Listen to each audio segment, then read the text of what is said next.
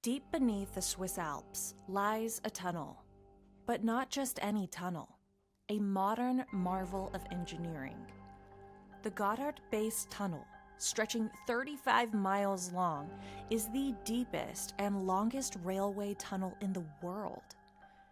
It connects northern and southern Europe like a giant artery, pumping freight and passengers under 7,000 feet of ancient rock. But this episode isn't about the tunnel itself. It's about what happened when they opened it, and the dark theories that say this tunnel was never about trains. Welcome to the Gotthard Tunnel Conspiracy. Buckle up, because today, folks, we are going deep.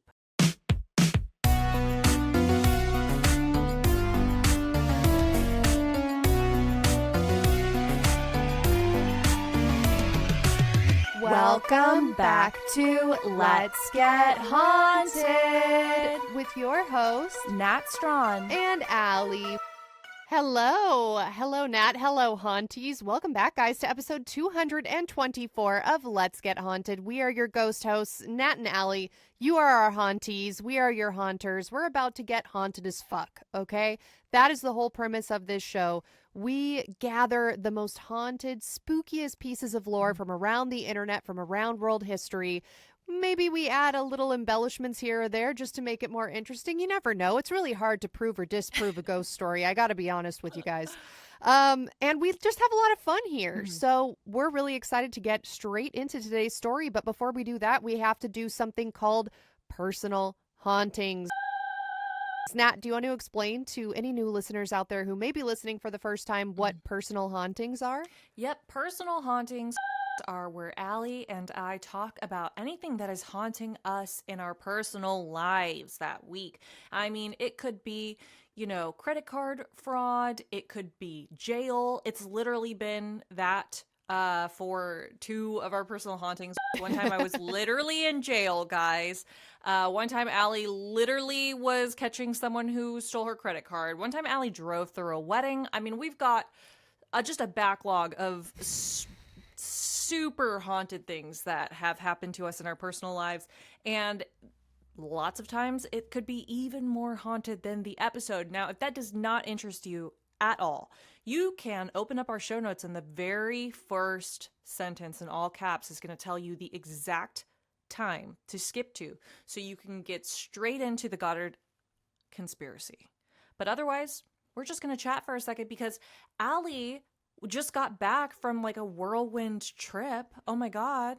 Where was this whirlwind trip to, Nevada? Was it? Where were you? Yes. So one of my childhood friends got married. She's been with her partner for, I think, 6 years now. So, it was about time, and it was just finally the right time. So they got married in Reno, Nevada, which I had actually never been to before, but I have an uncle that lives sort of nearby. And so I was like, oh, sick. I get to see my uncle, get to see my childhood friend, get to attend a wedding, get to drink a little bit, perhaps, dare I say. And yeah, it was very fun, but it was definitely a whirlwind trip. On the day before I left, I had at the last minute bought these concert tickets off of StubHub for my favorite band ever, which if you've listened to the show for a long time, you already know what it is. It's brand new. They broke up. They're back together. They're touring certain cities throughout the U.S., and I just knew I had to go, but it was expensive, so I was kind of putting it off. I was like, no, I don't know if I'm going to do it or not. And I finally pulled the trigger, bought the tickets. So that was really, really fun, but I didn't get home until past midnight, and then immediately at 6 a.m., I had to go to the airport. So very fun, but definitely very tired. What have you been up to? I don't even I don't know. I've been watching through the personal hauntings. Aly's been writing down. We have a shared document that we share. Aly, it says on there that you met Reba, and I couldn't not think about anything else. So I don't know if that's something you're going to share for the public feed, or is that like a Patreon story? Because Holy shit. You guys, if you do not listen to this podcast, Reba is like a mythical creature on this podcast. We absolutely stan. And she is up there holding the highest regards, along with Nicolas Cage and Liam Neeson and Pitbull. There's a few other ones that are up there that I can't think of right now, but these are the gods and goddesses at which we worship. It's true. We do worship quite a few celebrities, which is admittedly probably very cringe, but Reba is one of them. But I also just remembered, okay, I forgot to put this on the personal hauntings, but while I'm looking for this picture with Reba that I have, let me tell you. Oh my God. About this other thing. Okay, so at this wedding that I was at, I can't believe I didn't go into this already. There were all these people I didn't know because this is a childhood best friend. Like, literally, I've known this person since I was born, but we live in 2 different states. You get older. One of us has a kid. One of us doesn't. Guess who? Guess who doesn't have the kid? And so, yeah, you just don't see each other as often as you usually do. So there were a lot of people there that I didn't personally know, and that was really fun because, get to go around and be like, how do you know the bride? Like, what's a crazy story you remember from the bride? And by the end of the night, I went back to the hotel and I was hanging out at the hotel bar for a little bit. And this lady says to me, she walks by me and says to me, "You look like a singer," and then left. What? Like, no explanation at all. And so I'm sitting there and I'm looking at my friend that I went there with, and we're like, what does that mean? Like, was it an insult? Was it like, oh, you look like you think you're a singer? Or does that mean like, oh, wow, you look like someone that I think I know, but I don't want to seem lame, so I'm not going to tell you. But then later, even later in the night at the hotel bar, this super drunk lady, God bless her heart, she was like, I've been seeing you all night at the wedding. I was like seeing you around. I just love your dress. And I just want to tell you that you look exactly like Taylor Swift. And I tell you what, cloud 9 for the next 30 minutes until I went to sleep. Wow. Okay, so I was actually going to say, when you were like, the person came up to you and said, you look like a singer, that's actually a line in one of Taylor's songs. She's like, oh yeah, we were out sitting somewhere on vacation and someone came up to me and told me that I look like an American singer. And so I wonder if that person was dropping you that line thinking you were Taylor. And so they were saying that. Yeah, you guys, for those of you listening to audio only, I definitely don't look like Taylor Swift. However, if you were drunk, if you had beer goggles on, right? Like, and you're maybe like 500 feet away from me, and you're also on shrooms and cocaine at the same time as being drunk, it is possible because I am a blonde white woman. So, but I was definitely riding that high. I am so excited because now by association, I'm friends with someone who looks like Taylor Swift, which is basically being friends with Taylor Swift. So that was my one story from the wedding, and then I just sent you a picture of me with Reba. Was Reba at this wedding? Like, come on, you're gonna have to do some exposition here, because actually, what the fuck? Well, describe the photos. Oh, please. You bitch. You fucking piece of shit. You guys, I hate you. Aly is at a shopping mall standing next to a cardboard cutout of her with Reba. A cardboard cutout. Smiling. Yeah, so I met Reba.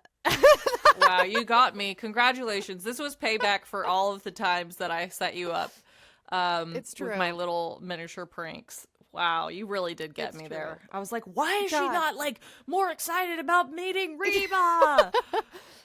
But it was very exciting because we don't have Dillard's in California. I think there's one in San Diego and maybe one in NorCal, but I had never been to a Dillard's before. And that store is massive. It's enormous. Okay. And so we were just wandering through it for hours. And I saw this cardboard cutout of Reba, and I knew what I had to do.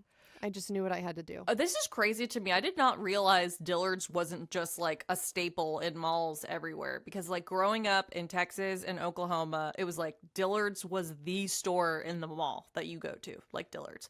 It was impressive. Like if there was like a Nordstrom's or something, that was like a big deal. Like, ooh, you're rich, you are going to Nordstrom's. And so I guess that's true. Like in California, especially in LA, like it's like Nordstrom's and what's the other one that starts with a B that everyone goes to? Barney's and like bigger Bloomingdale's. I don't think we have a Barney's. Yeah.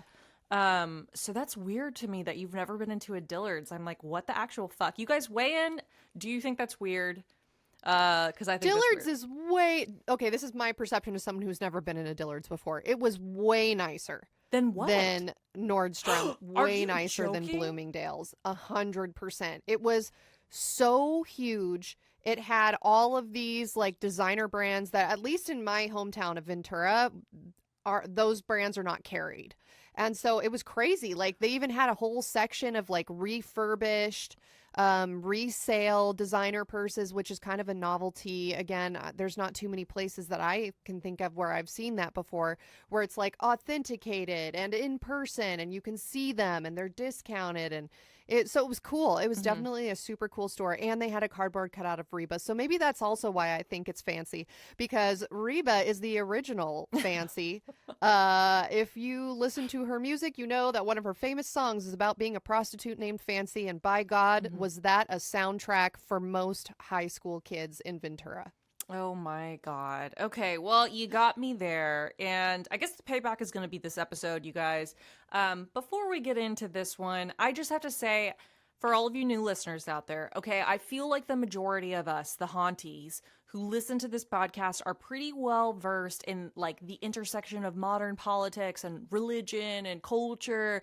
But this podcast is literally just about getting haunted. So we are going to sensationalize the fuck out of every single topic we are talking about. It is literally entertainment. So this is just a heads up for those new listeners. We don't need a lecture on how Satanism isn't evil, or ghosts are actually just faulty wiring in older homes, or that UFO sightings are fake, or any other plethora of common sense. We already know. We know, bro. We're just trying to get haunted up in here, hence the name, Let's Get Haunted. So I know that a simple Google search will reveal 90% of what I am alluding to is unproven hearsay. So don't expect me to tell you the skeptic theory when it's already out there and open for you to find. Instead, this podcast is about, once again, getting haunted. So buckle the fuck up, folks, because today we are tackling a real doozy chock full of misinfo, and the jumps to conclusions are going to be massive. So let's have some fun.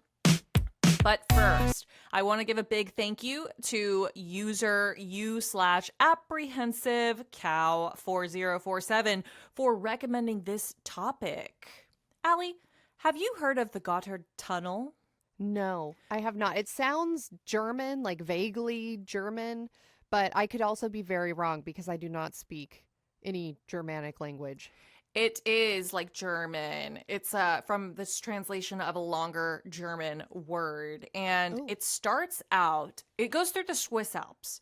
And it's basically this crucial part of the new railway link through the Alps, which is this project that's facilitating high-speed rail travel between northern and southern Europe. And we live here in the US of A, so I have never been near this tunnel or this train. I didn't realize like how cool this is. So it is a very long piece of man-made engineering, it sounds like, used for transportation. Sounds like it's pretty impressive if it's got its own special name. Yeah. I think underwater tunnels and underground tunnels, any tunnel that you can't just look at while you're walking down the street, is pretty cool to me. And that may come from, again, being in California, where it's not like we have underground subway or metro systems, since we have so many earthquakes here, allegedly it's not possible. Is that true? Who is to say? Was this all just because Ford Motor Company decided that it was in their best interest to lobby to make it so that politicians would not want to have public transportation so that they could sell more cars? We don't know, and we can never know. But that sounds very cool. The Gottlieb Tunnel, what was it? Gotthard? Gotthard. It's Gotthard? spelled Gotthard. It's like Gotthard.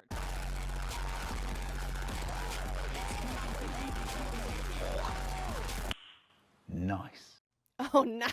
Yeah. Fuck yeah. And depending on who's pronouncing it. So I was listening to several different people pronounce it. And depending on like what their mother tongue is, they say it differently. But the only English person I could find talking about them was literally from England. And they were like, the Gotthard Tunnel. So I don't know if like me saying it like Gotthard is actually also not the real thing. This is something that I think actually we should address, guys, which is sometimes people want to correct our pronunciation. And that is actually, that's fine. If you want to say, hey, that's not how you pronounce that, it's actually this, that's fine. But what bothers me is when people are like, hey, so you're actually so dumb for not knowing how to pronounce this word that's clearly in another language that you don't speak in a country that's on the opposite side of the world from you. Like, oh, you fucking idiot. How do you not know how to pronounce this? Like, try to pronounce any American term if you're not from America. It's not that easy because it's like, well, do I follow the Queen's English pronunciation? What about the Australian pronunciation? What about the American South? What about the American Midwest? What about California Valley girls like us? You know, it's different depending on your regional dialect. So I'm going to say Gotthard because I am already hard at the prospect of learning about a conspiracy. Yeah. Popping bottles in the ice like a blizzard. When we drink, do it right, getting slizzard. Hi, my name is Nat. I'm from Atlanta. I'm 34 years old, and I'm auditioning to be 21 and beautiful. Oh my God, I got the part. Now you might be wondering, what is this an ad for? Nat's Aura? This is an ad for BLISSY. I cannot praise BLISSY enough. Okay, me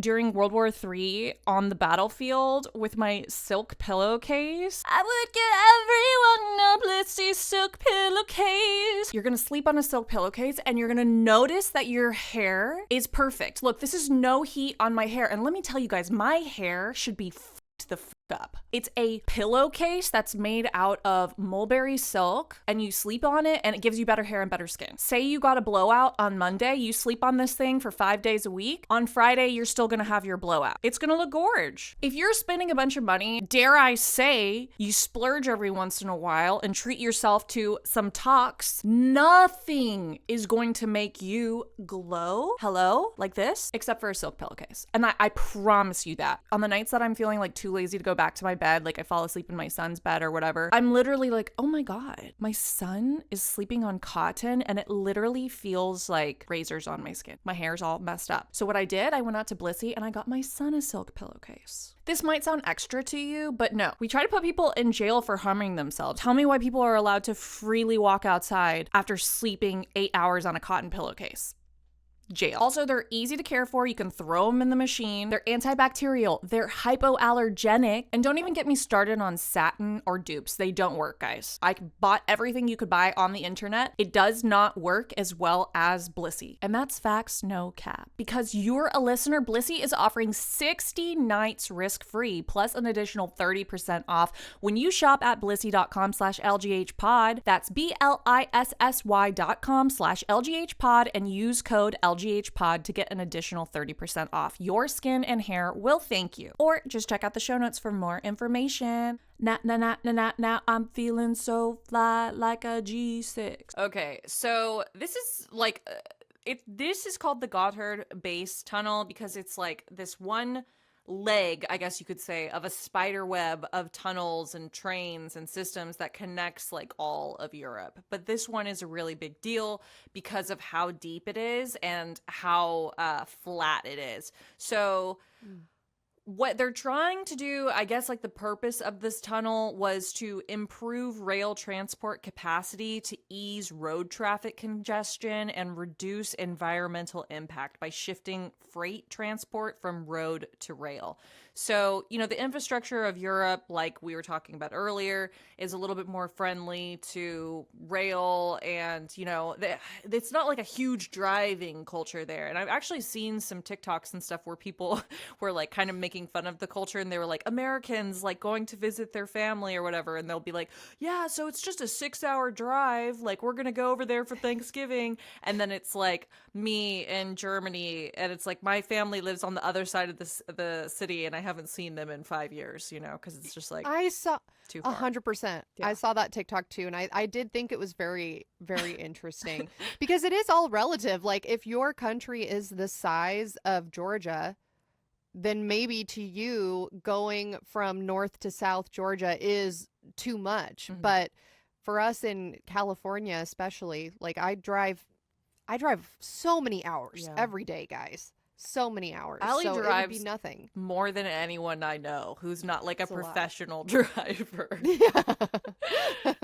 Okay, so the other thing that makes this tunnel crazy is that it's flat and straight. Okay, so it's like flat and straight, and it has an average altitude of 550 meters or 1,800 feet above sea level, making it this low-level route through the Alps. Now, there's a huge mountain above this rail, so you're actually so far down that it gets hot. It's like being in a mine. And I think it gets up to, it says without the ventilation, because you're like literally in a tunnel, like down in a mine, the temperature inside of the tunnels can reach 115 degrees Fahrenheit or 46 degrees Celsius. Isn't that crazy? Yeah, no, immediately no. Yeah. I would not like that. They better have AC down there. It just like feels claustrophobic. Like, you have AC, I'm sure, if you're in like a train that's meant for people. Right. But just thinking about the freight moving through there, and you just like, I don't like it. I don't like thinking about being really deep underground. I know like it like activates like a certain type of claustrophobia for me that I just don't like to think of, It's strange. Yeah, I understand that. It's like, I don't know, you start to feel a little crazy when you can't orient yourself. Mm-hmm. I think that people who have a fear of heights can relate to that too. Like part of what makes it scary for most people is that you look out and you don't see anything, other than sky or clouds when you're at cruising altitude. Mm-hmm. And so it's kind of disorienting because you're like, where am I in space? Like, my spatial awareness is thrown off. Right. And so it would be the same thing deep underground, I would imagine, where you're like, if you look out the window of your train, you just see darkness. Mm-hmm. And so where am I? Where am I in relation to the rest of the world? Yeah, and it just feels like too Final Destination or something like like literally anything goes wrong, you're fucked. It's interesting you say that because I was thinking that too. Like, okay, it's 115 degrees. You're deep 35 underground, miles so away it's dark. from the outside. Yeah. So if it breaks down, you're just stuck there in the dark, in the heat, and you don't know, and there's nothing you can do to get yourself to safety. You're relying on other people to get you to safety. And as we've talked about before on the show, I think that's the scariest of all. Like when you talked about the Antarctic expedition this season, the idea of just sitting there stuck in the ice aboard this ship and you're reliant on other people, then you don't even know if they're coming or not. You don't even know if it's possible. You don't know how far away they are. That is terrifying because there's literally nothing you can do to improve your chances of survival. Yeah. Yeah, no, it's just putting your faith in humanity is really sketch. Okay, so the construction for Gotthard Base Tunnel began in 1999, and it actually ended up opening in June of 2016. So it took $12 billion and 17 years to complete this challenging tunnel. It is, like I said, an incredible feat of modern engineering, and people think that just the tunnel by itself is like a huge feat for humanity, and that's where some of what we're going to talk about comes from, because it's like seems like a lot of effort for a tunnel, bro. Like, it only reduces the travel time between Zurich and Milan by an hour, which I was kind of like, thought that was crazy. Oh. Like, $12 billion should get you there, like, in 1 second.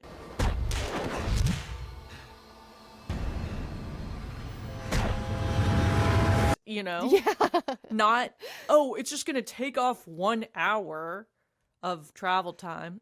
You know, that's kind of when we start talking about things that cost that much money, it's like you might as well tell me that it's a cajillion dollars, because I just can't conceptualize anything that's that amount of money. It's like in California, we have this high-speed railway we voted on like 10 years ago to start getting built. And allegedly it's coming soon. I hope it is, because that would be amazing to get any sort of public transport here that makes any sense at all. But yeah, I mean, I was reading something the other day that's like, hey, we've spent 20 billion and we've already gone over budget and there's not a single rail that has been laid. And I'm like, how? How? Just talking about it has cost them I don't know. $1 billion already. They're like, we actually have just been sitting down in meetings, like creating different jobs and departments for this, and haven't even started the actual project. This is just like the talk before the project. Exactly. Yeah. And I don't know anything about public transport. So I've like talked to some friends about it who are like, no, it makes total sense that we're already over budget and nothing's happened yet. It actually makes so much sense. And then I have other friends that are like, that sounds like money laundering. Like, what are you talking about? Nothing has happened. So I don't know what the correct reaction is to that. But yeah, hearing that this tunnel took that amount of money, I mean, again, I guess being an American, we would just be grateful if it got built at all. But that sounds very expensive. And like, hopefully there would be a purpose other than just cutting an hour off of your time. Yeah. Well, okay. So it's I guess it's the first flat route that goes through the Alps or any other mountain range. So like a lot of times when there's tunnels, it'll be like going down and then up or whatever. This one is like literally they just like punched straight through, I guess. Which is another reason it's like, well, why? Why did you go just straight through? Ooh. Okay. So cool tunnel, bro. Super cool. Let's talk about the tunnel more, guys. Everyone's really interested in the Can you tell me more facts about the tunnel? What? Sure, I can. There was talk about building a tunnel all the way back to the 1940s. People were just super fucking yoinks on tunnels at the time. They were like the 40s. They were like, I guess tunnels really took off in the 40s, and yeah, that's ever since then. People have just been like, but what if there was a flat one? And they're like, no. But what if it was flat and it shortened travel time by 1 hour? And then someone else was like, no. Have you ever watched that show? I think it was on MTV, where it was people that were in love with inanimate objects. So there was like the lady that married an airplane. There was the guy that fucked his car all the time. Someone admitted to fucking their car on television? Dude. Why? Yes. And if you guys are listening to this and you have not watched it, just go on YouTube and typed in lady fucks airplane or guy fucks car. It is there. What do you mean they fucked the car? Like he made a bussy in the car, or he just like dry humped a seat and came? Love you, baby. Say it was love at first sight. So he doesn't explicitly say how he has sex with the car. Some people thought he was literally sticking his wiener in the exhaust. As if it was some sort of fleshlight. Other people thought he's probably just like humping the leather seats or something and like really having a good time. Now, the lady who married the airplane, she obviously you can't have an airplane like consent to yourself. It doesn't really work. I mean, unless you own one, I guess, but she didn't. This is like a commercial liner, if I remember correctly. So she had a model versions of the airplane she quote unquote married. And she would sleep with them and like use them for gratification. Yeah, bro, it's wild. How big were these model airplanes? Like dick-sized model airplane? Because like if you're telling me she had a dildo made that kind of looks like an airplane, that's just like one level of freak.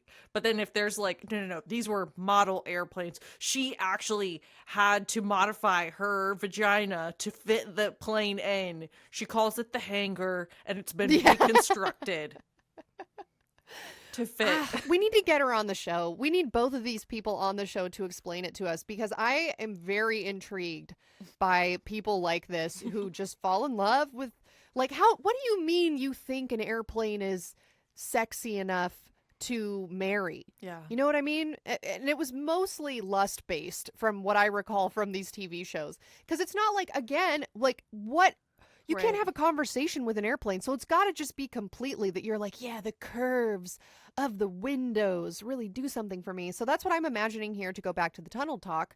I am just imagining people that are really turned on by tunnels.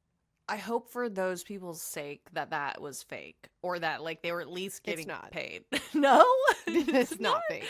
It's For not sure fake. real. No. I don't understand how do they even find those people then?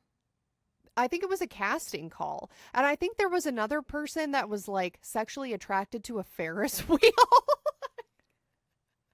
Okay, wait. I have to know, Allie. If you had to be sexually attracted to some inanimate object, what would you pick? How do you even answer that though? Like, I feel like Well- you could be like a desk for you, like an old Victorian desk. I honestly don't. I can't. I try to put myself into the mind and shoes of many people whose life decisions I find baffling.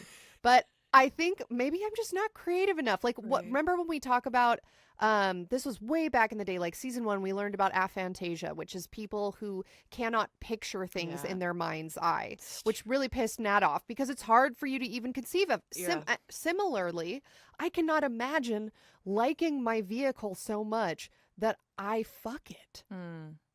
That's insane to me. Now, for someone else, maybe it's like insane that we like people. No, I'm gonna say they have the problem. I think we're fine. Don't try to. Thank turn- God. We don't need to try be fine in one area of our lives.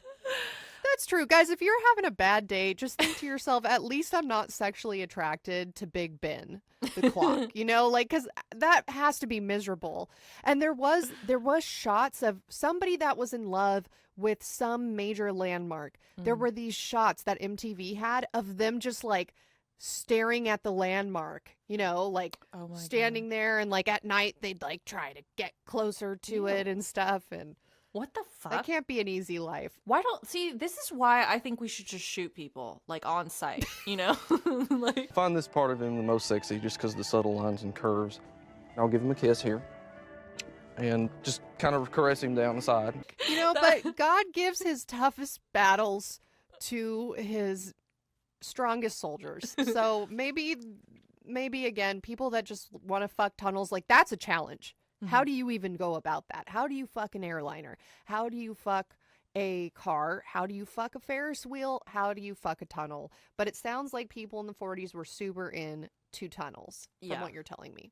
Okay. You're like an Indian summer in the middle of winter. Hey guys, it's Nat. I really want you guys to put yourself in a place where you went to the emergency room because you were positive that you would need to have emergency laparoscopic surgery to take out your appendix. But when you got to the emergency room, it was discovered that you actually just had really bad diarrhea. And they sent you home with some information about how to not have diarrhea anymore by following a specific diet. Oh no, that was just me last week. You guys, how much aura did I lose from going to the ER for diarrhea? Unknown. I could have really used our next sponsor. This podcast is sponsored by Faye. Faye matches you one-on-one with a registered dietitian who then will help you understand your body's unique needs. Then your personal dietitian is going to work with you to create a sustainable, evidence-based program that's not just a quick fix. This is going to help you build healthy habits and achieve all of your goals. While my insides are swollen, I'm going to be sticking to this diet. and I'm gonna be kicking it with Faye. I just assumed having a dietitian was out of my budget, but that's not the case with Faye. Faye actually takes my insurance, so I was able to get in and see someone about my swollen colon right away. So whether you're dealing with low energy, digestive discomfort, managing conditions like PCOS or diabetes, maybe you're navigating new food allergies, or perhaps you just want a voice of reason amidst all of the noise about what you should and shouldn't eat, getting personalized guidance with Faye is the move. The best part is that they instantly check your insurance coverage before you sign up. A lot of people pay $0 for their visit. Having a personalized nutritionist used to cost big bucks, but not anymore with Faye. Listeners of Let's Get Haunted can qualify to see a registered dietitian for as little as $0 by visiting faynutrition.com/haunted. That's faynutrition.com/haunted. One last time, that's faynutrition.com/haunted, and make sure you use our URL so they know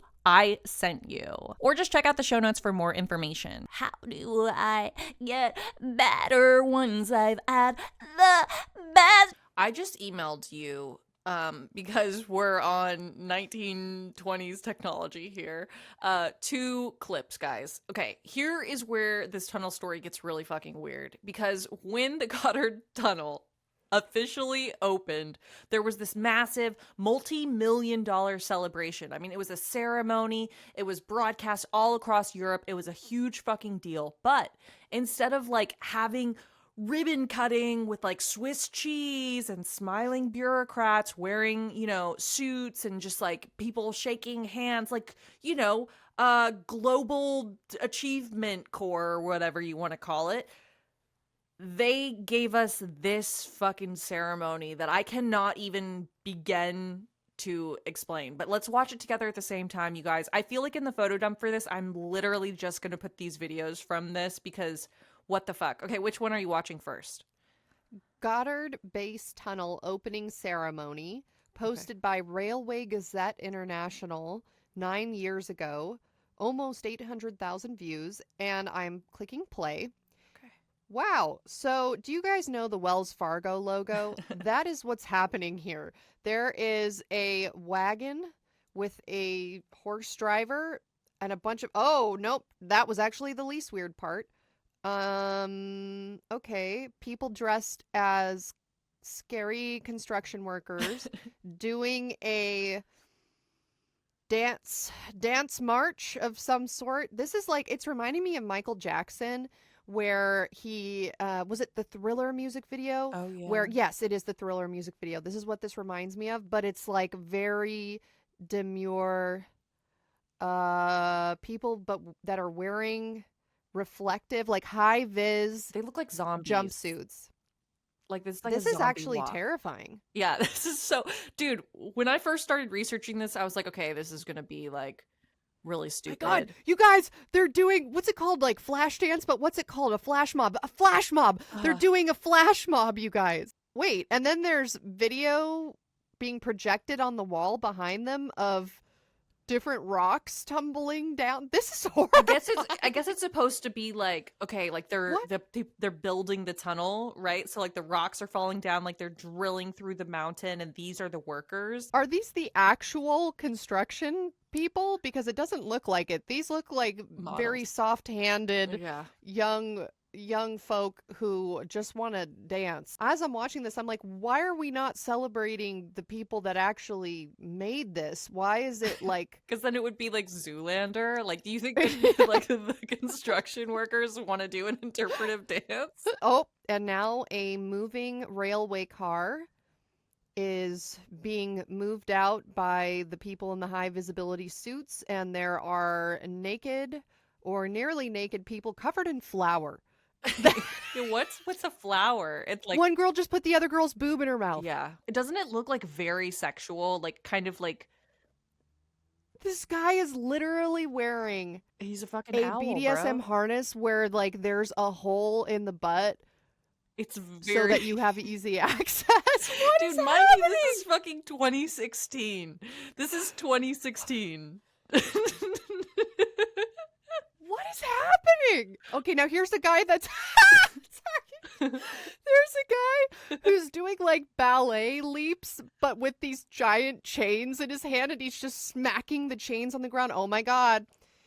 This is some eyes wide shut bullshit now. Here's a guy hanging from a trapeze with his bondage underwear on, wearing a giant paper mache egg on his head, It's and like a then he baby has head or something. oh my God, and then he's got these beautiful falcon's wings or something. Cousin It has made an appearance here. We've This got a is so bunch of scary people to that me. look like shaggy dogs If you slash if you people saw in one of ghillie those suits. running towards you, and like after you had eaten a gummy, like, oh my God, They're rolling. They're literally rolling on the ground. tumbleweed court. Wearing ghillie suits. But what does that have to do with... Okay, now this looks like it could be normal. I'm open-minded to whatever's happening right now. There's somebody climbing. It's like aerial silks. Yes, a silk. Normal. I've seen those before. Now, here comes Cousin It running in the foreground as this person does their stunt in the back. Oh my gosh. This is the Christmas thing. Okay, The good, Christmas yeah. tradition. You noticed. This Okay. is the, what's it called? The Luid or something like Yeah. that. You guys know what I'm talking about? We talked about And here's this Krampus in coming your through. episode about like alpine folklore. Is this Beauty and the Beast now? Okay, now the goat is bowing to the guy that's dressed up like a shrub. Here's the ringleader. He looks elderly. He looks, I don't know how to describe this. Okay, now here we go. If you're epileptic, don't watch this part because there's just flashing red and white lights. And now jumping little kids or teens jumping up and down. Yeah, it looks yeah. like just like a theater presentation musical. Dad, I don't want to build the Gotthard Tunnel. I want to dance. That's what this looks like for sure. Yeah, they're waving, they're jumping. Not an ounce of rhythm to be seen. Somebody's blowing a kiss. That looks like Tina Fey. Okay, well, that was strange, but I would expect nothing less from the Europeans. And now they're European, so they're gonna just kiss people in the audience. The guy in the Cousin It suit is rolling on the ground towards a lady to kiss. Normal seems very normal to me. Okay, now click on the second link I gave you. That first link was like weird, but you know, whatever. The second link is like the most unhinged thing I've ever seen in my life. I'm not sure.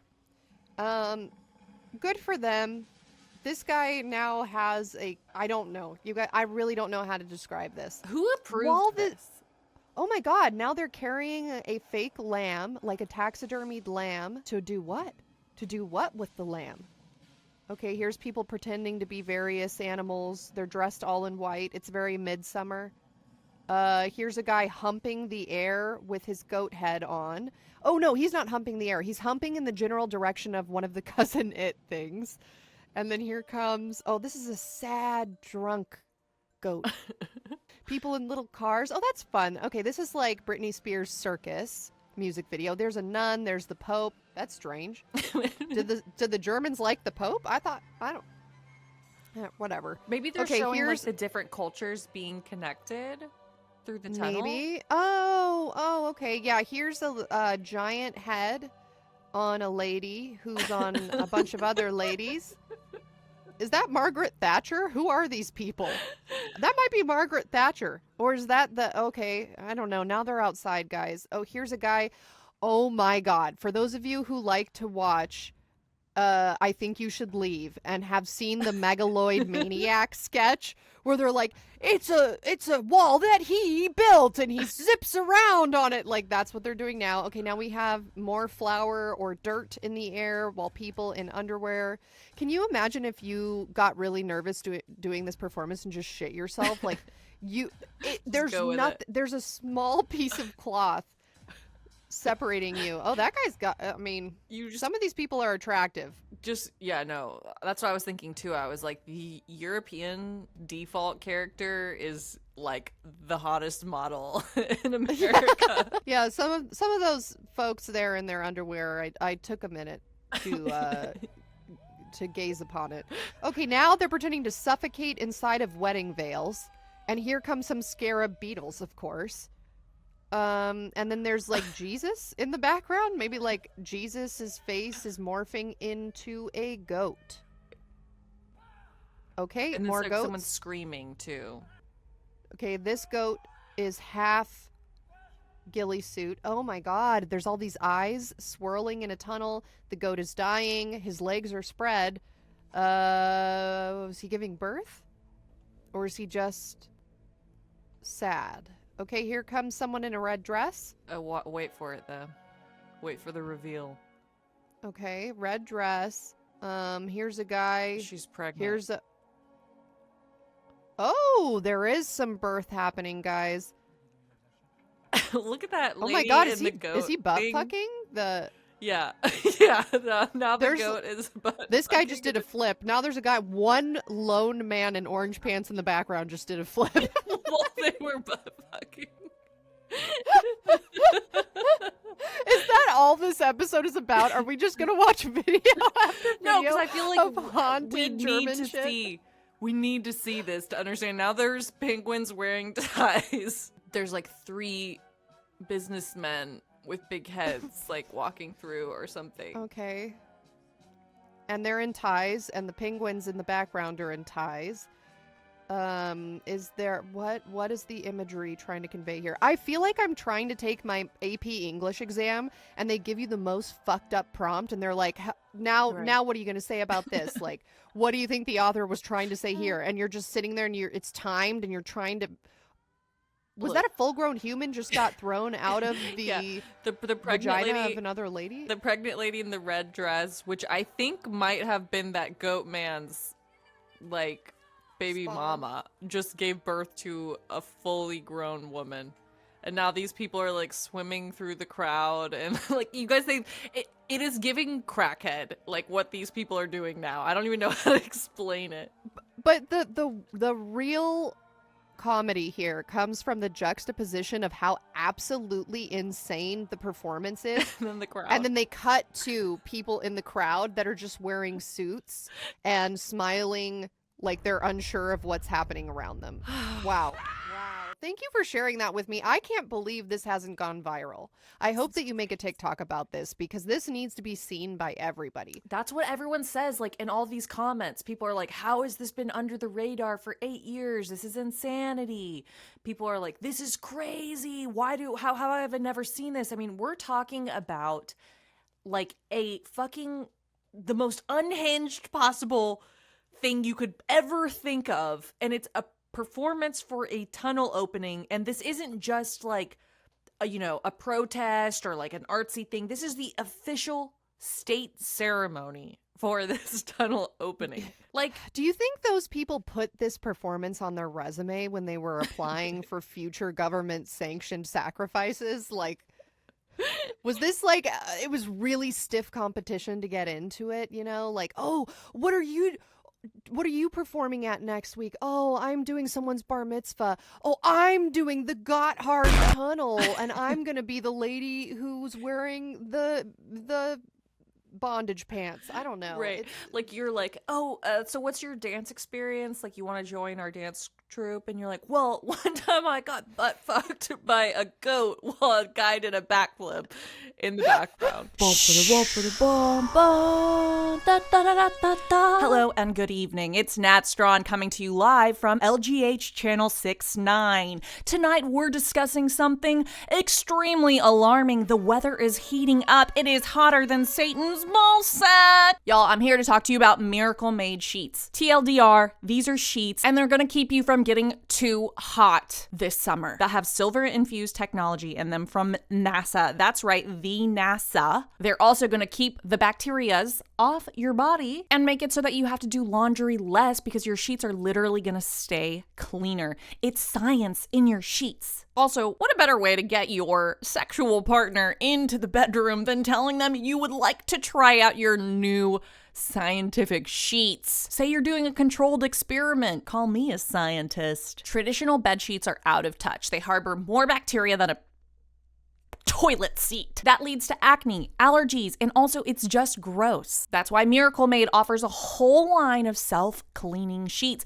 We're talking pillowcase, fitted sheets, top sheets, and comforters, preventing 99.7% of all bacteria growth and requiring 3 times less laundry. Put your back knee to bed, literally, with Miracle Made. Upgrade your sleep as the weather heats up. Go to trymiracle.com/haunted to try Miracle Made sheets today, and whether you are buying them for yourself or as a gift for a loved one, if you order today, you can save over 40%. And if you use our promo HAUNTED at checkout, you'll get a free 3-piece towel set and save an extra 20%. Miracle is so confident in their product, it's backed with a 30-day money-back guarantee, so if you aren't 100% satisfied, you'll get a full refund. Upgrade your sleep with Miracle Made. Go to trymiracle.com/haunted and use the code HAUNTED to claim your free 3-piece towel set and save over 40% off. Again, that's trymiracle.com/haunted to treat yourself. Thank you, Miracle Made, for sponsoring this episode. Or just check out the show notes for more information. He let me not,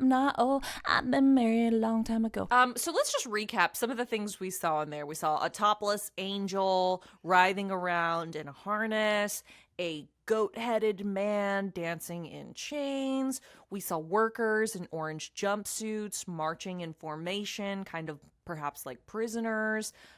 We heard screams, simulations of human sacrifice. There was possibly demonic figures. And then at one point, there was this goat man figure, and they were crowned. Perhaps they're king of the underworld or, some sort of regal figure. Not sure. There was a woman who was pregnant. There was people under white veils suffocating or breathing, something like that. There was a man morphing into a goat. There were 3 large-headed businessmen at one point. The Pope went by. Were there other things that stood out to you, Aly, that I didn't cover? There was so much happening. I think the one thing that really stood out to me was that it was a very loose choreography. Mm-hmm. It seemed like there were tons of people there. This was a big production. Yeah. Seems like it had a really big budget. Possibly we've discovered where the millions of dollars actually went, not to the tunnel itself, but to this opening ceremony. Right. But it was more avant-garde or loose flowing. Like, I feel like, I don't know, like think of when the Olympics were in China and there were rows and rows and rows of people doing synchronized movements. It was very impressive, like little kids singing, like people banging on the drums. Think of the opening ceremony that we have in the U.S. I actually can't think of anything. It's probably just us with guns.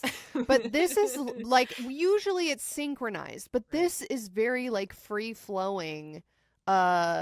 And that to me was the most shocking part because it is such a high value production, it would seem. Do you think it was just like improv part of it? Like they were like those people in the white underwear or whatever. They were like, okay guys, let's do some like improvised dance. And then like the people went full fucking like, I'm going to put her boob in my mouth. And then like afterwards, the choreographer was just like, I cannot take responsibility for what just happened. Like, I did not tell them to do the lamb sacrifice or any of that. They just chose to do that on their own. I'm so sorry. Yeah, like the prison experiment or whatever, that famous prison experiment where they tell one group that they're the prison guards and one group that they're the prisoners, and then before you know it, it devolves into chaos and they're all like drinking blood and like trying to kill each other. Maybe that is what happened here. Is the choreographer was like, come on guys, just have fun. I already know you're all so talented. Just do what feels natural. And then they each keep trying to one up each other. Now, okay, Europeans listening to this that are like, well, I can't believe you're insulting my culture. Like, this is how I imagine you must feel when you turn on the TV and watch our Groundhog's Day, where somebody is just grabbing a groundhog forcibly by the scruff of their neck, putting a top hat on them and saying, they see their shadow as the crowd goes wild. Like, we have strange shit too, but this is pretty bizarre. Wait, I've actually never like questioned the Groundhog's Day thing. Groundhog's Day is so fucking weird. When did they start Groundhog's Day? I have to look that up. Like, It says the first reported news of a Groundhog Day observance was arguably made by the Puxatawney Spirit newspaper of Puxatawney, Pennsylvania in 1886. It says, quote, up to the time of going to the press, the beast has not seen its shadow. Like, who decided? Do groundhogs do that? Like, do they come out and see their shadow and, like, get scared naturally? Like, is that a thing? Or is that just, like, a backstory that we made for this particular groundhog? Like, is this groundhog magical, is what I want to know. Or is it all groundhogs, like, don't come out of their hole if they think there's going to be 6 more weeks of winter? Do you know what I'm saying? I mean, there's probably a grain of truth to every strange cultural tradition. Mm-hmm. I'm sure that somebody's going to leave a comment and say, actually, this is a very moving performance of this tunnel because it's representing how the tunnel connects our cultures and how we should never forget that on the 14th of June, the year 20, in our village, there was an earthquake. You know what I mean? Yeah. Like, there's always some backstory where they're like, this is why, because a goat came down to the town and led them away before the avalanche came down the Alps. Like, I'm Okay, but sure that's there's haunted something. too, dude. That's Yeah, not normal. right. But at a certain point, like, it doesn't matter. It does not matter how serious the backstory is if the tradition is weird. And that's how I feel about Yeah. Groundhog's Day. And that is how I feel about this performance you have forced me to watch.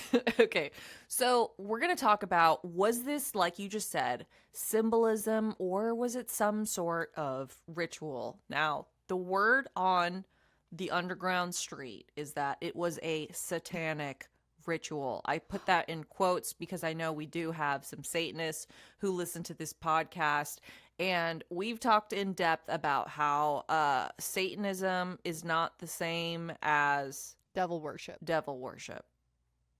However, Yes. it would be a lot cooler if it was, is what I'm saying. What if that is our main gripe with Satanism, is that it's not actually worshiping the devil? We're like, no, we're not mad. We are not demonizing you guys because you worship the devil. We're demonizing you because you don't. And Right. that is like really confusing to the normies out there. Yeah. So basically, people looked into this and they were like really concerned, and they were like, that seemed like some sort of ritual or occult, I don't know, summoning or something. Something strange was happening, okay? Now, this performance was choreographed by a German director named Volker Hesse, who said that it was meant to, quote unquote, honor the culture of the region. Yeah, sure, Jan. Just like Aly said, they would say. But conspiracy theorists are like, you sure about that? Because, like, you're fucking... I could see that, right? Like, we've talked extensively about Alpine folklore. So, like, I know, like, Krampus and, like, bringing out death. And it's just, like, a symbol for, The like... Totzel worm. Yes, getting through the winter and coming together, and so we have to wear all these white dresses because it represents purity, and like everyone has to look scary and weird because that's like also part of it.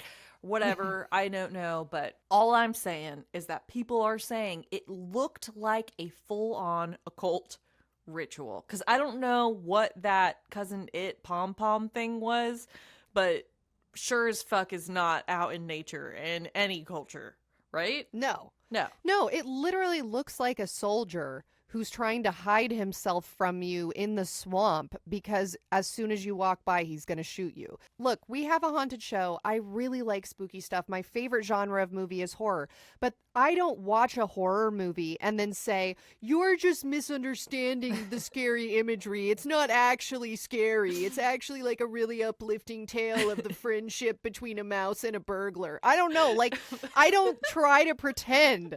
I like it because it's spooky. Right. So I'm hoping that people who are going to comment on this about how we're missing the point of this ceremony are going to be leaning into the fact that it's creepy and scary instead of trying to gaslight me into thinking that it's normal. Because it's not normal. It's creepy and spooky and scary, and that's okay. So why are we pretending like it's not? Mm-hmm. Yeah, conspiracy theorists said that it was not subtle at all. There was clear imagery from the Book of Revelation, there was Freemason iconography, there were satanic ritual motifs, and some people saw this as like a celebration of transhumanism, but others said that it was a warning or even a declaration. Now, Allie, do you know what transhumanism is? I'm pretty sure it's a offshoot of philosophy. It's like a philosophical concept of transhumanism. And I remember it in the context of aliens. So I don't know if that's something you're going to be talking about or not. So I'll just say what I'm going to say, and if it's wrong, cut it out. But I remember it as being what people say is possible in the future, that we might look like aliens in the future because we are going to take our embryos, start having them housed in artificial incubators, messing with the genetics, perhaps adding in some AI concepts somehow, breeding out undesirable traits, making our heads bigger. Right. So that it looks like, so we can have bigger brains, so we can think more, so we can be more intelligent, maybe adding in an extra finger, maybe taking away a finger, taking away the gallbladder. You know what I mean? Just different things to make it so that we are better than human beings. We are superhuman beings. We are transhumans. Yeah, that's perfect. Google says transhumanism is the belief or theory that a human race can evolve beyond its current physical and mental limitations, especially by means of science and technology. Some people believe that Elon Musk is a transhumanist, although he has not explicitly come out and identified himself as a transhumanist. People say that, because he's developed technology like Neuralink, which aims to merge humans with machines, and he expressed several times beliefs about human evolution and the simulation hypothesis that resonate somewhat with transhumanist thought processes. So some people, say, yeah, transhumanism is like this idea that it could be a lot of different things, but I think the thing that conspiracy theorists who are kind of like tied into this particular episode are thinking of in transhumanism is, like you said, they're thinking about the evolution of people by means of like science and technology, like playing quote unquote God, like giving ourselves longer lives or making ourselves in a way that's not in quote unquote God's image, which to a lot of conspiracy theorists is like talked about in the Book of Revelation, or talked about, I think actually just the Book of Revelation. I don't know. If you drink the Kool-Aid super hard, like if you're super down with the conspiracies, you see it fucking everywhere. What do you mean? The proof is in my veins. If you look, the X is here, or like, once someone came to me in a dream and told me, like it could be anything. So I even hesitate to say like, oh, they believe this because of this, because like, what do you mean they believe that because of that? They just believe that. Like they don't need a because. You know what I mean? Yeah. No, I get what you're saying. Yeah. I get it. So there are theories that the Gotthard Tunnel is a symbolic birth canal to a new age, perhaps a new order. You feel me? And that this tunnel was not built for transport, but to literally pierce the veil between our world and another world. And the ritual was the announcement of this. Now, I'm just dumb enough that gave me chills because I was like, oh my God, the people in the dance were under the veil. Oh my God, you're so right. Oh, wow. Wow. Yeah. And this is what I mean by I think it's okay to be looking at things through a spooky lens because it's more fun. I like horror films because they're scary. This is intriguing to me because the imagery is fucked up. And so I don't really care what the truth is. I'm just here to get haunted. And what you're saying to me makes a lot of sense. And that is interesting, too, because we were talking about, how it's the Gotthard Tunnel. Tunnels, maybe someone Gotthard's trying to fuck the tunnel, and the tunnel's a birth canal. Like, I'm seeing a lot of parallels here. Right. And there was so much, like, sex and, like, birth imagery in that opening ceremony. Man, to be a fly on the wall. I would love to hear what anyone in the crowd said about that after it was done. Like, were people like, wow, we have very interesting history? Or were they like, wow, his dick print was quite exceptional. I don't know what accent. I just, and I think it's weird that, like, no one talked about this. Like, no one, this didn't go viral. Yeah. It is weird. Like, it feels like there was a little bit of a cover up happening. Because maybe they were like, well, that's not going to be well received. Do you think they were mad? What if it's the opposite? Like, they wanted to make it as crazy as possible because they were hoping it would bring international attention and acclaim to this thing that they built that they were really proud of, but then nobody cared. And so they're like, damn it, we just did all that humiliating stuff for no reason. Maybe because it happened in June, I think, of 2016. And, like, that was, like, such a crazy time going on. Was that, like, when Trump was already in office? He was already elected. Was he elected in 2016 or was he in office then? Yeah, so he would have been, it was an election year. Yes, he was elected in 2016 because 2020, it's every 4 years we elect a new president, and 2020 he lost. Okay, so when this went up in June of 2016, he was president of the United States.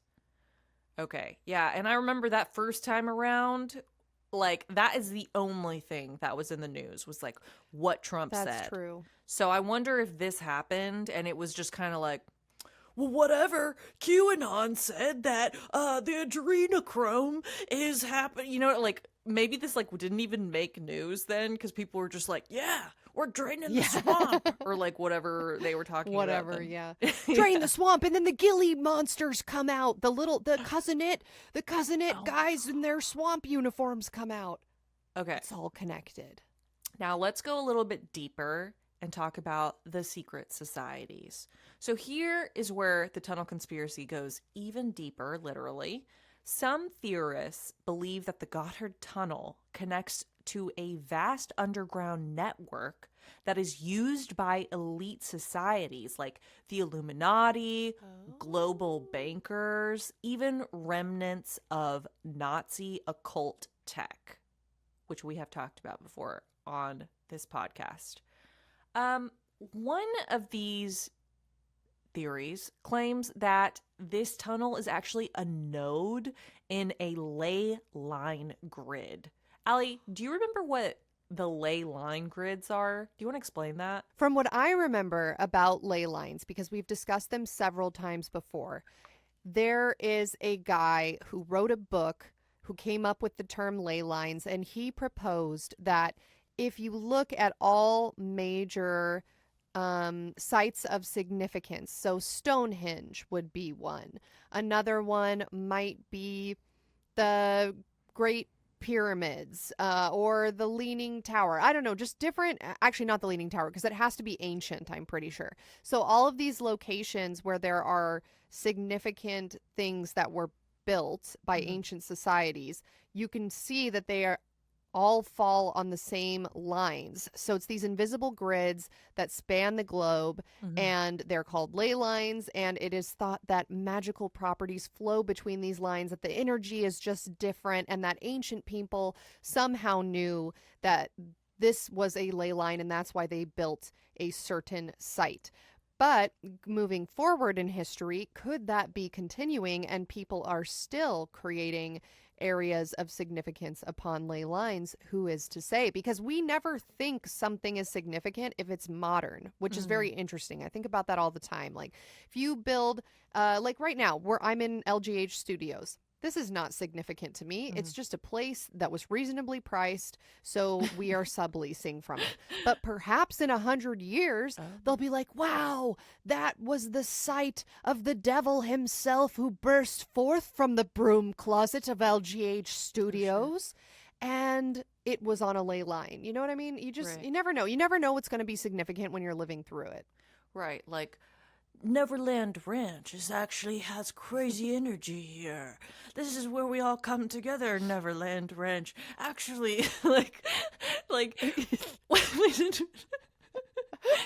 Like like, is actually a portal. Right, like we're opens trying to here. forget about Neverland Ranch. Yeah, we're trying to never visit Neverland Ranch ever. And then people in the future are like, yes, this is where Michael Jackson did have his pet chimp that swam upon the waters and it was magic. Yeah. Right. Yeah. Right. Okay. So yeah, basically ley lines are energetic pathways that ancient civilizations supposedly knew about.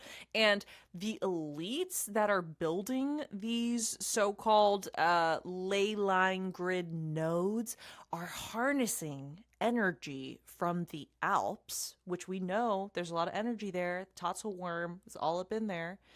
Or perhaps they're summoning something using the ley lines from the Alps. Now, according to whistleblowers and anonymous insiders, the tunnel might be near an ancient entity or artifact that was buried within the mountains. Now, I this just got the artifact chills. or ancient entity would have been something so old and so powerful that they needed an entire multi-billion-dollar facade to reach it.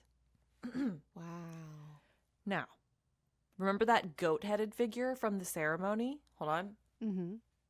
God, if we clip this, it needs to be clear. Okay. And remember the goat-headed figure from the ceremony? Yes. Some people say that that was a nod to Baphomet or a actual entity. Now, Allie, do you remember who Baphomet is? I remember that the Church of Satan will usually put up statues of Baphomet, right? Am I remembering correctly? With children sitting on his lap at state buildings where somebody has put up or erected statues of Christian-based imagery. Am I correct or am I wrong? No, I am I think thinking of that's something else? the Satanic Temple, right? TST. Oh, see, it's very confusing when there's similar names Yeah. for organizations. Well, Baphomet, from what I can recall, you tell me if I'm wrong, correct me if I'm wrong. It is a goat man entity. So usually has like a goat head with the horns and the fur, but then the body is sort of human-like, and it's usually pictured seated, from what I can remember, holding up a hand maybe. Yeah. And is it a demon? I don't think I've ever been really clear on what it is. I know, it's really complex. Some people say it's straight up the devil, but I guess that's not true. But to a lot of people, like, it is a symbol for the devil. It's a symbolic, Baphomet is a symbolic figure that has a very complex history. It's primarily associated with the Knights Templar and later became embraced by the occult and like mystical traditions and mystery schools, some people might call them. It's often depicted as a goat-headed figure and is considered a symbol of balance, duality, and self-transformation. So a lot of people are like, it's not necessarily evil, it's just like this symbol of balance and duality and self-transformation. But to other people, like, no, this is a very evil symbol. Interestingly enough, I think we brought this up before. There was a statue of Baphomet with two children on his lap, like in the Oklahoma City Capitol building. That's exactly what I was thinking of. Yeah. Because in the U.S., we have, in theory, the separation of church and state is something that is, in theory, supposed to be happening. So if you have a government building, you're not supposed to have any religious iconography because you are supposed to be partisan, Right. or excuse me, you're supposed to be nonpartisan. You're supposed to be agnostic. You're not supposed to be bringing in your religion and morals into what should be a very neutral ground. And so sometimes, especially in the South, they don't follow that, and they might have a cross or they might have something for Jesus up there. So there are different organizations that will come in and say, well, since you're violating the separation of church and state, that means you have to be equal to everybody, and we're going to go ahead and erect a statue of. And in this case, I remember that you had told me it was a statue of Baphomet. Yeah, which is, just iconic. Okay. So the most well-known representation of Baphomet is the goat-headed figure that we think of. It was depicted by this guy in 1856, and it symbolizes the union of opposites. So human and animal, masculine and feminine. And so, yeah, it's like this symbol that encompasses all. But in modern and religious context, Baphomet is used as a symbol of freedom of thought, one might say, or like questioning authority or embracing change. All of these things that go kind of against Judeo-Christian, like, cultural practices, like we were talking about. It's supposed to be the separation of church and state, but it's just sort of like baked in the culture that a lot of people who run this country have Judeo-Christian values. So the Baphomet symbol has just become something like almost just like questioning authority, or like it's kind of like punk rock at this point, right? Like Totally. challenge authority, sort of. But for some people, no, it's a literal goat man demon entity. Okay. So some people think that the tunnel's alignment correlates with ancient occult geometries that are used in summoning rituals. A long time ago, we did an episode with Shawan Ku, who is a real witch, who talked about summoning a demon. I think it was episode 98. I could be wrong about that. Episode 98. Let's see. And in that episode, I'm like talking like Trump. I'm like, it was a great episode. That great episode. You can listen. Best episode ever. Oh my God. Shawan Ku, wonderful woman. Best woman. You're good at Best. that. That was good. Yeah.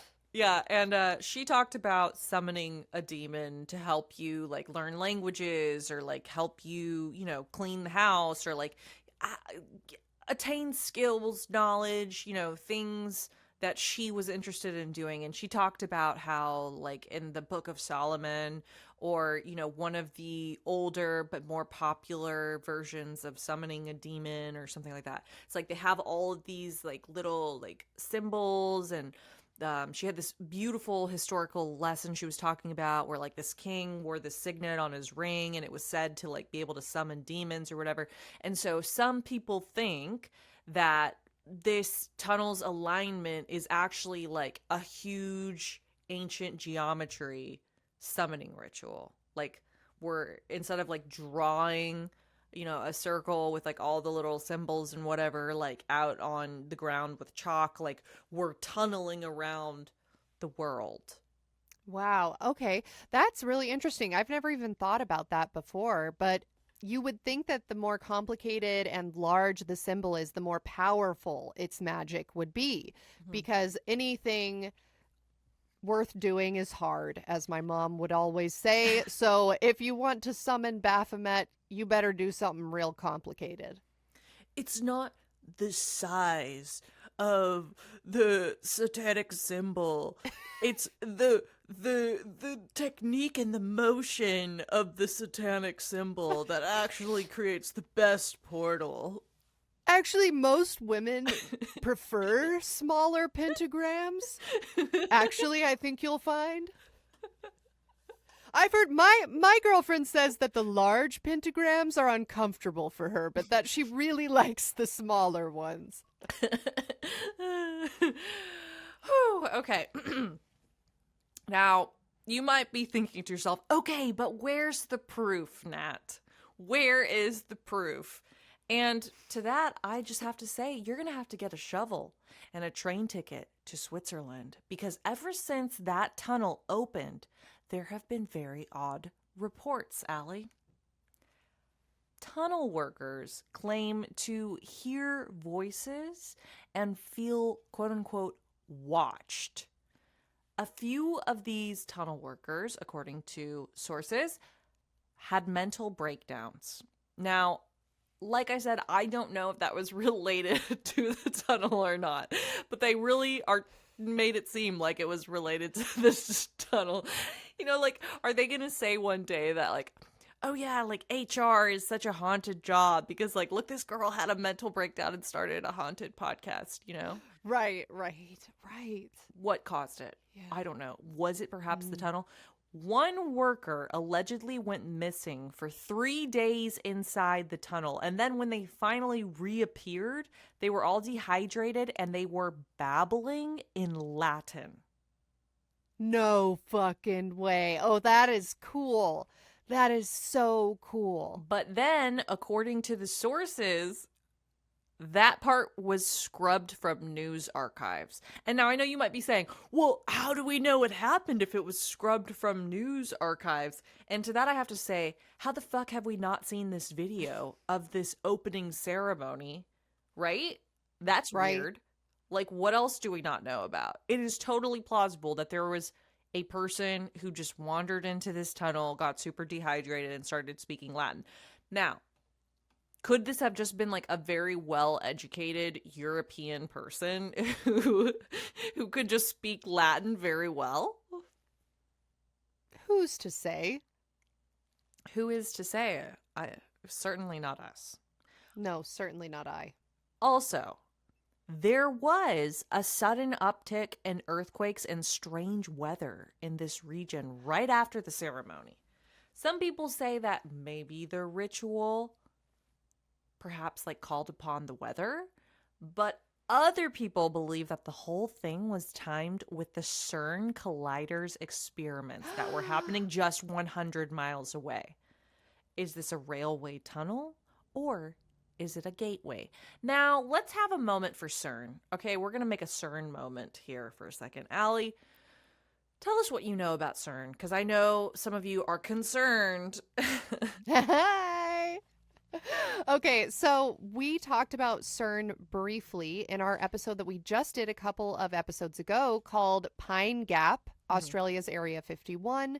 And CERN is this really interesting, I believe it's called the Large Hadron Collider, if I recall correctly. It is underground, and it is where small particles are smashed together in controlled scientific environments to kind of study what happens, study the smallest building blocks of life, if you will.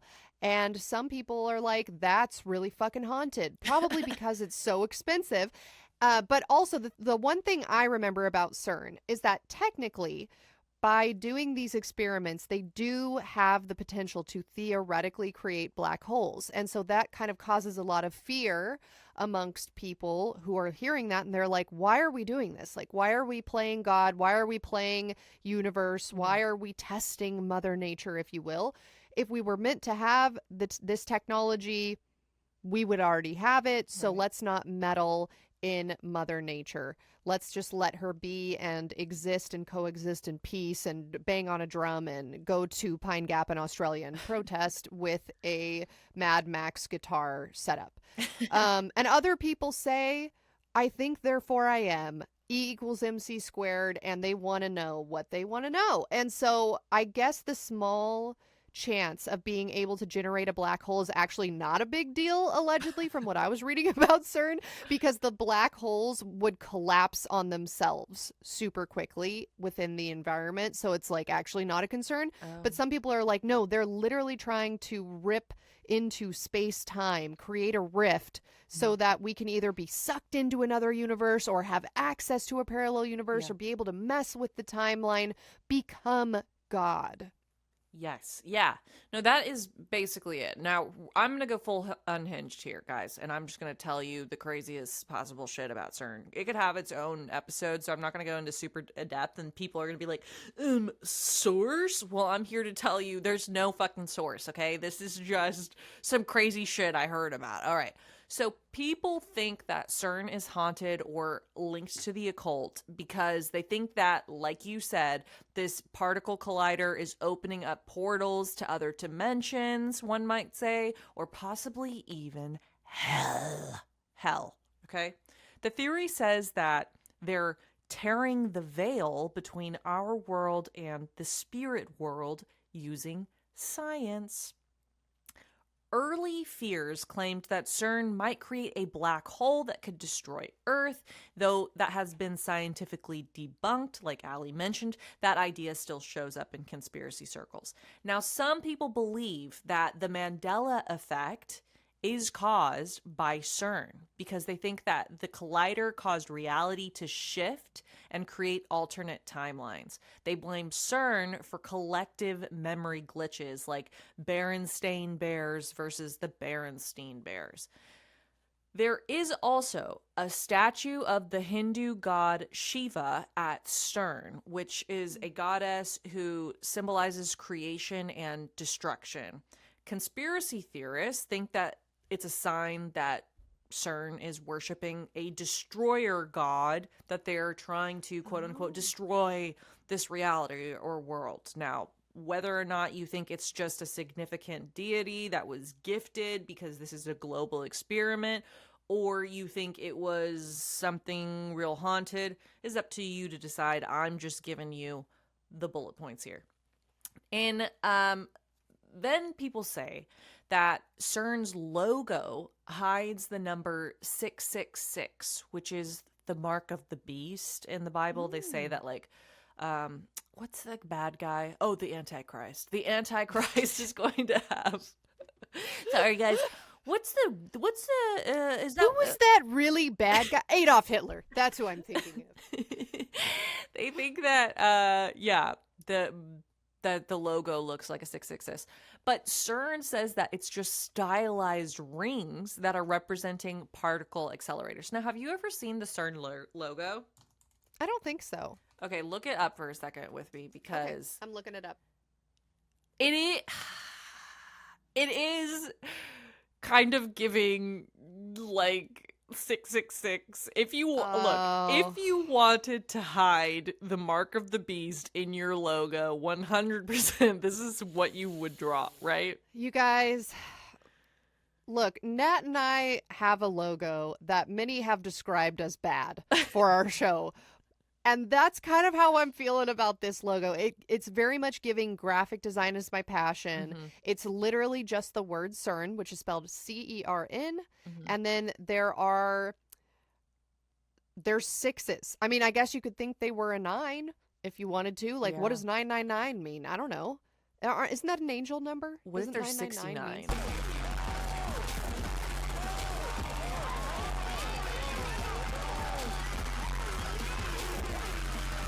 Could also be 60. Oh, They're trying to get the whole world to 69. wow. God, we would be so much more peaceful as a human race if we all just 69'd a little bit more, I think. Right, yeah, like instead of going to war, we're just like, okay, it's been a long day. Come on. You get on top, I'll be on the bottom. Like, right. Like, oh, there's a dispute over this border and where it actually ends. Come on, guys. I guess we got to 69 this out, you know? And then whoever gives up first has to concede the border. whoever gives up first. Is that how 69ing usually Whoever ends for you? finishes first loses. I'm sorry, but it's just so funny to like picture a couple just like giving up. Like, okay, it's time for bed. like that was just way too hard. Okay. Some people think that CERN is fulfilling Revelation 9:11 by releasing Apollyon from the bottomless pit. Now, this is crazy to me because I didn't realize that Revelation 9:11 had an Apollyon, because then it's like September 11th, like Revelation 9:11. Like, it is crazy. Everything is connected. I am 100% schizophrenic. Okay, wait. Brain blast number 25. If they are 999 instead of 666, 999 is the emergency number in Europe. Like, here it's 911, but over there it's 999. Oh, shit. And also, if you look at the CERN logo, it could be 9s and 1s. Like 9/11. That's weird. Also, the town that CERN is in is claimed to sit on an ancient temple to Apollo. Oh, that's tight. That is kind of cool. I don't know. So, where did all these ideas come from? You might be asking yourself. Well, the real fears started back in 2008 when the how the collider thingy opened or launched or whatever, and then there was a bunch of like movies and stuff that came out and TikTok trends and whatever, and just kind of this, that, and the other went off, and then it became like mixed with broader conspiracy theories like the Illuminati and Bohemian Grove and the Gotthard Tunnel ritual opening, but haters say that none of those things are connected. CERN says that they study subatomic particles, not demons or timelines. Okay, thank you for that. So since they said it must not be true. But what is a demon if not a collection of particles? Oh, shit. That is true. Wow, I wish we had you to clap back to that. Like, what could they possibly say back to that? You're an idiot and we're arresting you.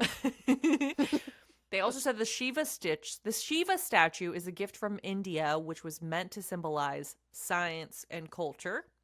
And they said the ritual videos were fake. And all of the like pranksters were reprimanded for putting up videos where they were like trying to connect all of these different things because that was just not true. They said that they have no portals, there's no apocalypse happening, and there's no satanic rituals happening. So that's what CERN says. Do we trust them? I don't know. It seems like if you were trying to summon demons through a portal and didn't want anyone to know about it, you would also deny it, right?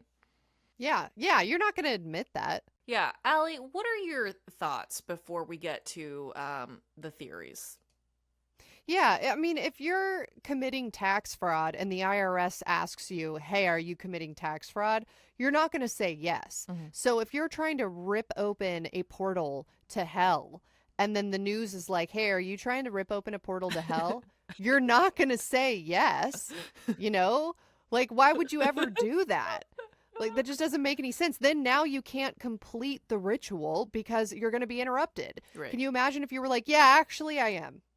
I'm trying to get to the devil, and that's what I like, and I think he should rule for 1,000 years. Like, somebody's for sure going to assassinate you immediately after that news report airs.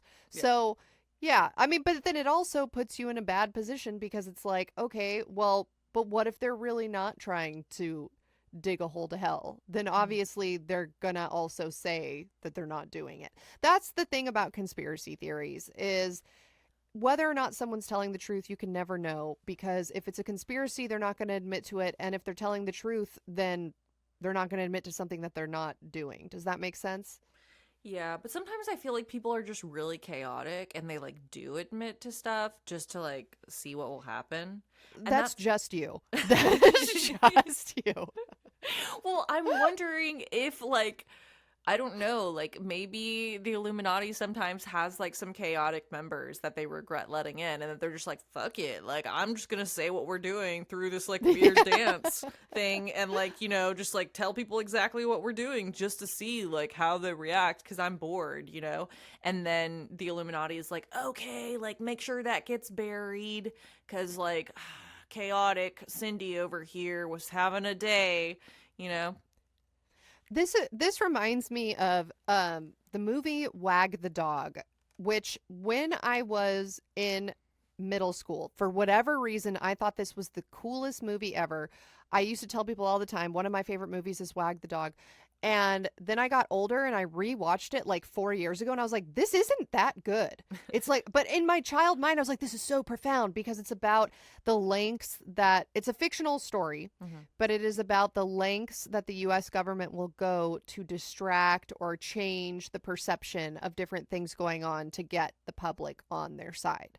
And to me, especially as a middle school kid who had no exposure to this before, I was like, this is crazy, you know?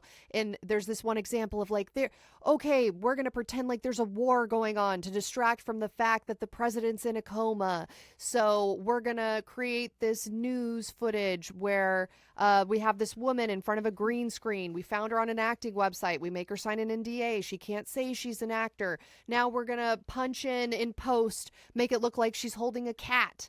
So that way because people are more sympathetic if it's a beautiful woman that's holding a small defenseless animal as she's being shelled by enemy fire. You know what I mean? And so it's a cool concept. I don't remember where I was going with this. Actually, now. What were we talking about? I don't know, but I remember when I distractions. That maybe the fact that we haven't heard about it is because there was a big distraction going on to hide something juicy. Because in the movie Wag the Dog, it would be very juicy to learn that the president is in a coma and like not capable, and other people are actually pulling the strings and running the country behind the scenes. That would be an extremely juicy story. So how do we distract from it? We have this crazy made up war that's not actually happening, and we fabricate news footage to broadcast out so that people are distracted by it. Okay, CERN seems like they might be opening a portal to hell. How do we distract from it? Let's open a tunnel. I don't know, like, you know what I mean? Like, let's have Trump win the election to distract from this ritual that is summoning a demon. I don't know.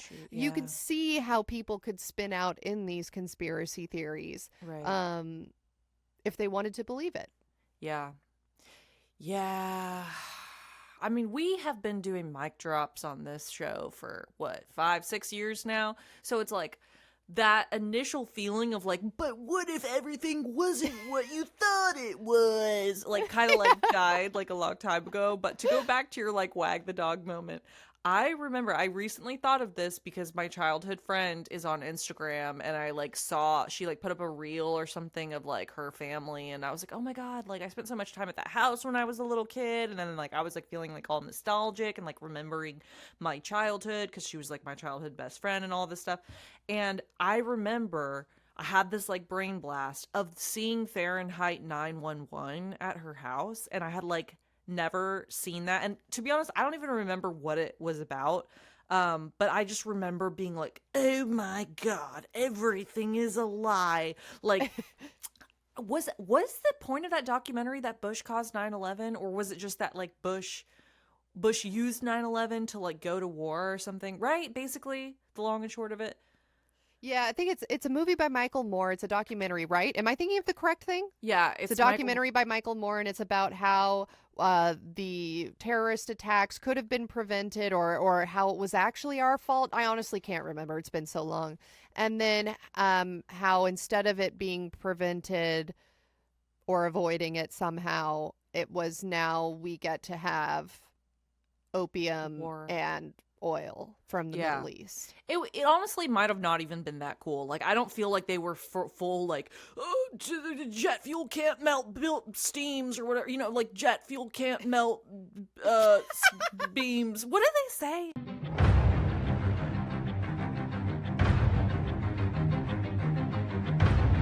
You know, talk about like jet fuel doesn't melt beams or something. I don't think it was full that. Like, I don't think that they were like full conspiracy theory. I would think it was more of just like Bush is like shouldn't be president, essentially. But you know, I grew up in Oklahoma. My parents were Republicans, and so like that was the first time that I had ever been introduced to the idea that like our president was not good. And I remember being like, oh my god, the world is not really what I thought it was. You know what I mean?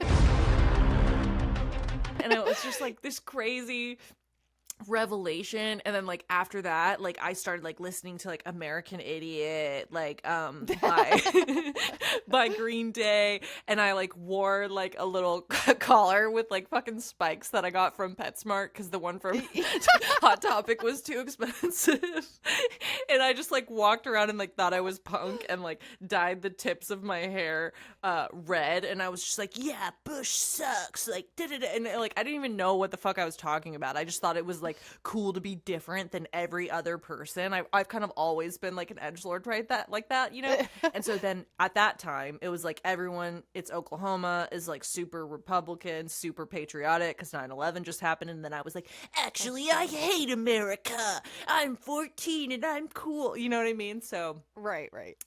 yeah, that just brought back some memories, but I don't know why I brought that up. It was just a venting session. Sorry, guys. Okay. No. It's because we've all had those moments where your mind gets blown by a concept that you had never even considered. Like you always, here's another example. You always think your parents are perfect as a child. I'm sure many people out there listening can remember the first time they realized that they weren't perfect, that they're just humans. They're just humans living their lives, doing the best they can.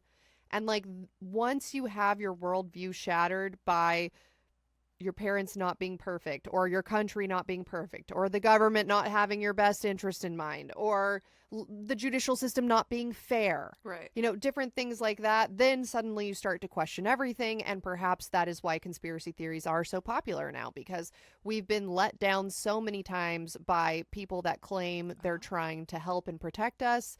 So now we see evil where there might not be. It's just mommy and daddy issues. Conspiracy theories Oh, dude. are mommy daddy issues. Ooh, okay. Ooh, spicy. It's kind of sexy now. All right. You know. Okay, let's talk about the theories, guys. Theory number 1 is that Look, what I'm saying is, are you a 20-year-old woman attracted to 60-year-old men? You probably believe in a couple conspiracy theories. What? Oh, Daddy issues. Oh, daddy issues. Yeah. Yeah, I have a friend that has raging daddy issues, and she's only attracted to older men. Oh, I have a friend like that too, and she admits it. She's like 100%. It's daddy issues, like 100%. I'm looking for a dad. Do you want to be my dad? Like, yeah, because I'm like, she's so hot and like so smart and so cool and like has her own business and all this, and I'm like, why do you want to be with like someone who is so much older than you, to like the point where it's like if you got like, and it's not just like a kink thing, it's like they want to like get married and have kids together, and I'm like, your ass is going to be taking care of this person in 10 fucking years. Like, are you crazy? I don't know. yeah, and if you have kids with someone that much older than you, like they're not going to be able to help you chase after the kid, or like they're going to be fucking tired. Yeah, and I asked her about that, and I was like, look, you know, all bets are off, right? Like, I have friends who have parents that have ended up having to be taken care of, like, in their 60s because they came down with, like, dementia or Alzheimer's or Parkinson's or whatever it is, right? Like, shit fucking happens. But you are guaranteeing yourself to, like, have to deal with some real old people bullshit when you're, like, 40 years old if you're gonna date someone who's, like, 30 years older than you. I don't know. You guys. Yeah, you're just taking on a lot. Some people are natural caretakers, good for them. I'm not. But yeah, I do think there is a correlation between mommy daddy issues and how likely you are to believe in conspiracy theories. Like, wow. And because I think we all to a certain degree do have mommy daddy issues. It just might not be that extreme. Right. But yeah, like I said, there's like a moment where you realize like, oh my God, my parents are just people. They might be wrong sometimes. They might hold wrong opinions. Right. Like you were talking about, you're like, oh shit, I didn't even realize growing up in Oklahoma, there's like an alternate, there's another side to the story. I had never heard someone who didn't like the president. I was like, it's the president. It's elite. Like, how can you even say you don't like our president? Like, what? Are you even allowed to say that? That's crazy. Okay. Theory number 1 is that this weird-ass ritual was just modern art. It was just Europeans doing their things, kissing each other on the cheeks, putting boobs in their mouths, whatever. I'm not European, so maybe I just don't understand it. And that, you know, basically nothing to see here, whatever. Theory number 2 is that this was an occult ritual done in plain sight by elites signaling the birth of a new world order, using symbolism, ritual, and deep tunnels to mark the shift. Theory number 3 is that the tunnel tapped into something old, and they knew it. That opening ceremony wasn't art. It was appeasement or a binding. Or maybe we'll just have to go there ourselves. I don't know. Wow. Okay, well, let me tell you what I believe. So my favorite theory is number 3. Yeah. This is kind of So giving scary. me the same vibe as the Serene in a Hole episode that we did a couple seasons ago. No time to explain. You gotta Google "Let's Get Haunted Serene in a Hole" if you want to learn more about it. But basically, the government in an Eastern European country was digging down. Nobody knew why. Was it money laundering? Was it because a psychic told them to dig there? Did they find an ancient deity and release it upon the world? Was that the goal? Who knows? Certainly not us. But it is giving a similar vibe. Anytime there's a lot of money involved, anytime there's a very big project involved, that seems like it's not actually that big of a deal. Like, why do you care if it's the first flat tunnel? Why do you care if you're shaving an hour off your commute? Like, I understand that people have different priorities, but for me, who drives all the time, like, I don't know, like, is it worth it for me to have super high taxes so that I can shave an hour off my time? Probably not, but that's because we all have different thoughts, feelings, and persuasions. And, you know, I think the real moral of this episode is to just make love, not war. And that's really what I can leave you with. Well, Allie, that's my episode, and I have to agree. I really like that third one about the tunnel having tapped into something old, and then they have to have an appeasement or a binding ritual. That's like the funniest thing to me is not the thought that these are like the New World Order is like bad and trying to like open up like a tunnel to hell. More just that like they're just a regular bureaucracy that's like has to go through red tape and stuff. And they're like, oh shit, we hit the ancient artifact at the ley line node. And so it's like, okay, what are we going to do? Well, fuck, put on an appeasement thing. We'll call it an opening ceremony, you know, get a few hundred souls to see it. And they're like, well, what about the normies who see it? And they're like, what are they doing? We'll just bury it. We'll put it on YouTube, make it seem kind of European, kind of weird, you know, put it somewhere in Switzerland and like, no one's going to pay attention. Trust me. I mean, it worked. Clearly it worked. Mm-hmm. If you're listening to this and you are from the country where this ceremony took place, if you know someone who personally was involved in this ceremony, please give us an interview. I honestly loved it. I love off the wall, batshit insane shit. I just can't believe that it happened. And I do think it's weird. We've never heard of it before, but excellent episode, Nat. I love stories of hidden things and trying to create portals. Yeah. I think portals are a really fun concept.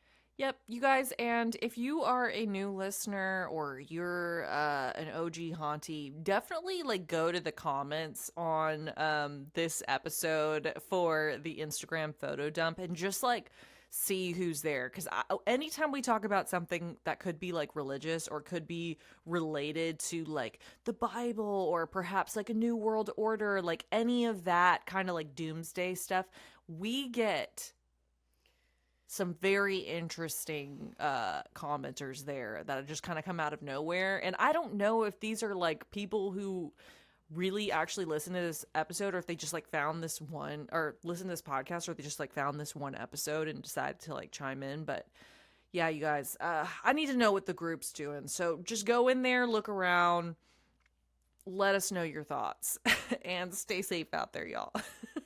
Absolutely. Well, it is time for our sign off, and I already know what it's going to be, of course. There's only one choice here. BRB, gotta go 69 until one of us gives up. Bye.